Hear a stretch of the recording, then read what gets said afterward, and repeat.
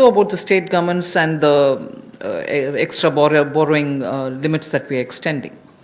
Part of the borrowing will be linked to specific reforms.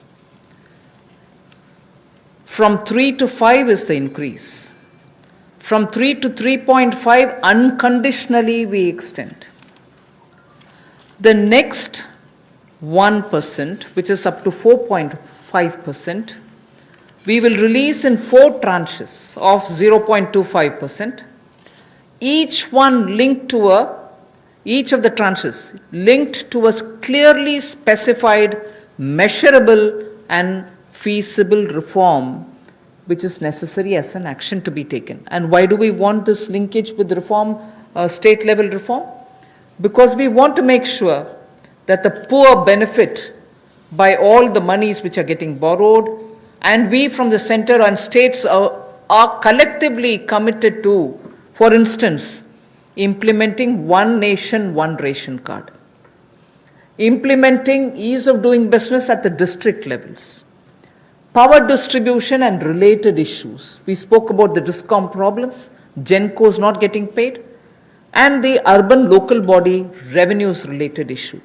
So I repeat, we have increased the borrowing limit for the states from 3 to 5. From 3 to 3.5, the additional, that 0.5% is unconditional. After that, up to 4.5, that 1% increase will be released in 4 tranches, and each one of those tranches will be linked to reforms which have to be taken with specified, measurable, feasible action.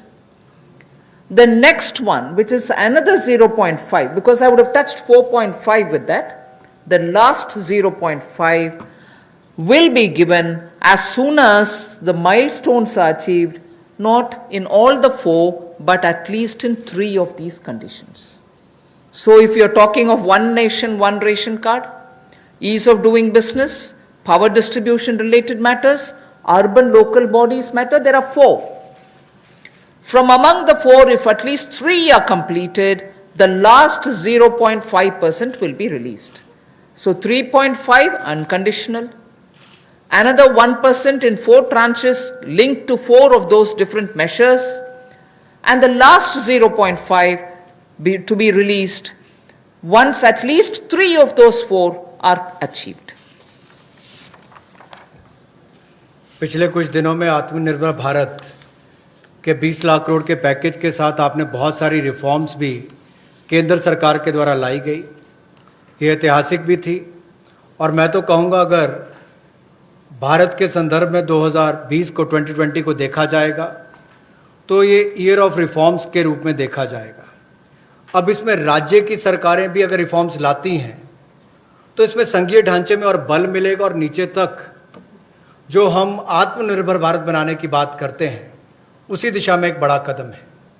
तो 3% से जो 5% तक जो अपने GSDP के मुकाबले उनको पैसा रेज करने के लिए अनुमति दी गई है, उसमें कुछ रिफॉर्म्स के साथ हमने उसको जोड़ा है। 4 क्षेत्रों के लिए जोड़ा है, जिसमें one nation one ration card हो, जिससे सबसे बड़ा लाभ प्रवासी मजदूरों को मिलेगा, गरीब लोगों को मिलेगा।